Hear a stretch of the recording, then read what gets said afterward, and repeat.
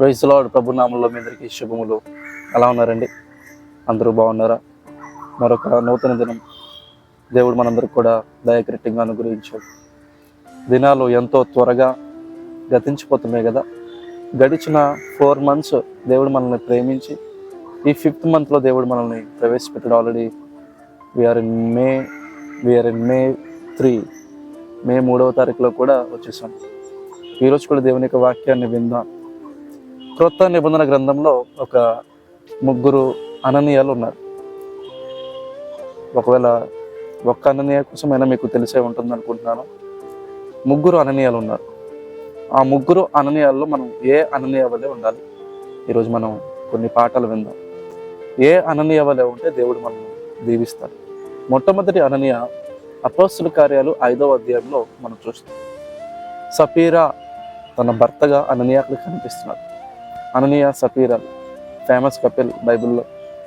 సంఘపు తొలి దినాల్లో ఆదిమ సంఘములో ఆ పేర్లు తెలియని వారు, తర్వాత వాక్యాన్ని చదివేవారిలో ఆ పేర్లు తెలియని వారు ఎవరు బహుశా ఉండరేమో.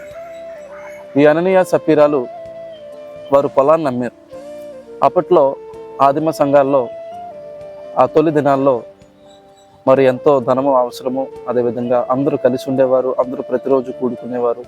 సో వివిధ కారణాల చేత ధనము అవసరము ఉండుట చేత అనేక మంది వారి యొక్క ఆస్తిపాస్తులను అమ్మి, స్థలములను పొలములను అమ్మి అపోస్తలుల యొక్క పాదాల దగ్గర పెట్టడం ఆనవాయితీ. అదే అపోస్తలుల కార్యం 4వ అధ్యాయంలో కూడా మనం చూడొచ్చు. ఆ చివరి వచనాల్లో బర్నబా అనే వ్యక్తి కూడా పొలాన్ని అమ్మి అపోస్తలుల పాదాల దగ్గర పెట్టి తర్వాత తను కూడా శిష్యుడిగా మార్చబడ్డం మనం చూస్తాం. అదేవిధంగా అననీయ సఫీరాలు కూడా అలాగే పొలాన్ని అమ్మి పేతురు పాదాల దగ్గర తెచ్చి పెడతారు. అయితే వారు అబద్ధం ఆడారు, వేషధారణతో ఉన్నారు. పొలాన్ని ఒక రేటుకి అమ్మారు, పేతురు పాదాల దగ్గర తెచ్చి ఒక అమౌంట్ పెట్టారు. అంటే ఇక్కడ సగం అమౌంట్ వారు ఇచ్చినట్లుగా మనం దేవుని యొక్క వాక్యంలో మనం చూస్తూ ఉన్నాం.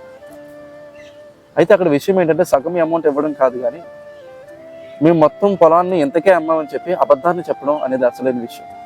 దైవజనులా మేము పొలాన్ని ఎంతకు అమ్మాము, అందులో సగం ఉంచుకున్నాం, మా యొక్క ఖర్చుల నిమిత్తం సగం మీ పాదాల దగ్గర తెచ్చి పెడుతున్నామని చెప్పుకుంటే బాగుండేది. కానీ ఆనాడు పేతురు దగ్గరికి వచ్చినప్పుడు ఎంతకే అమ్మారంటే ఎంతకే అమ్మాం అని చెప్పి అననీయ అబద్ధం చెప్పినట్లుగా మనం చూస్తాం.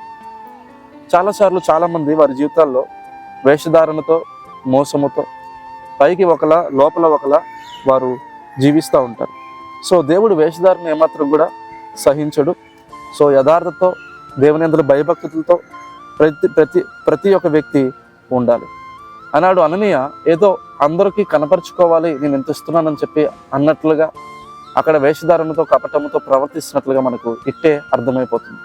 మనం కూడా దేవునికి ఏది చేసినా, సంఘములో ఏది చేసినా ఇట్స్ నాట్ ఫర్ షో, అదేదో అందరూ చూడాలని కాదు, కానీ ఇట్స్ అవుట్ ఆఫ్ లవ్, ప్రేమతో ఫ్రమ్ ద హార్ట్, హృదయం నుంచి మనం దేవుని కొరకు చేసినప్పుడు దేవుడు అటువంటి సత్క్రియలు దేవుడు నిజంగా కోరుకుంటాడు, చూసి సంతోషపడతాడు. మరొక అననీయ బైబిల్లో అపోస్తలుల కార్యాల్లోనే 23వ అధ్యాయంలో 24వ అధ్యాయంలో మనకి కనబడతాడు.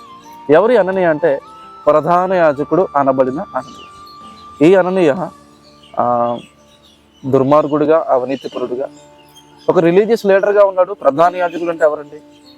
ఆ యాజకత్వంలో ప్రధాన యాజకుడు అతి పరిశుద్ధమైన స్థలంలో వెళ్ళడానికి అతడు ఒక్కడు మాత్రమే అర్హుడు. ఇటువంటి ప్రధాన యాజకుడు కానీ పైకి మాత్రం కేవలం మతములో ముసుగు కప్పుకొని ఉన్నాడు, కానీ నిజానికి మనం చూస్తే అతడు అవినీతిపరుడుగా, లంచగొండిగా, మరి దురాశపరుడుగా, గ్రీడీ, కరప్ట్ అండ్ వైలెంట్ పర్సన్గా మరి చరిత్ర అతన్ని గురించి అభివర్ణిస్తూ ఉంది.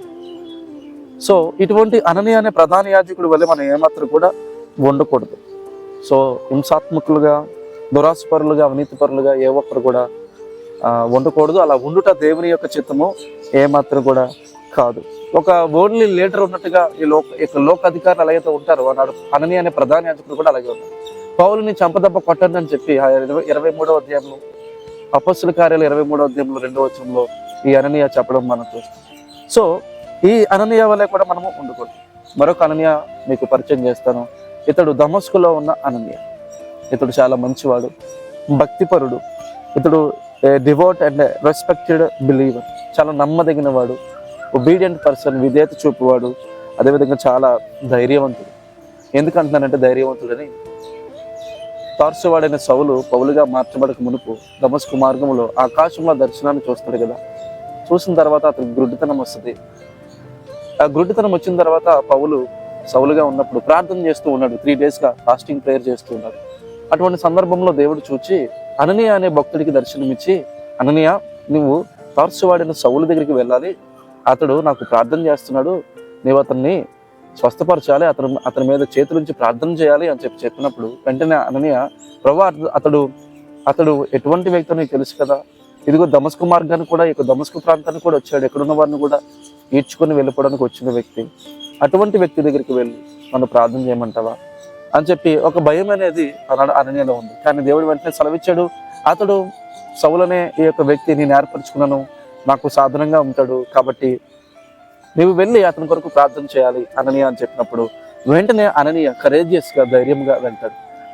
దేవుడు చెప్పిన పనిని వెంటనే శిరస వహించాడు, విధేయత చూపించాడు.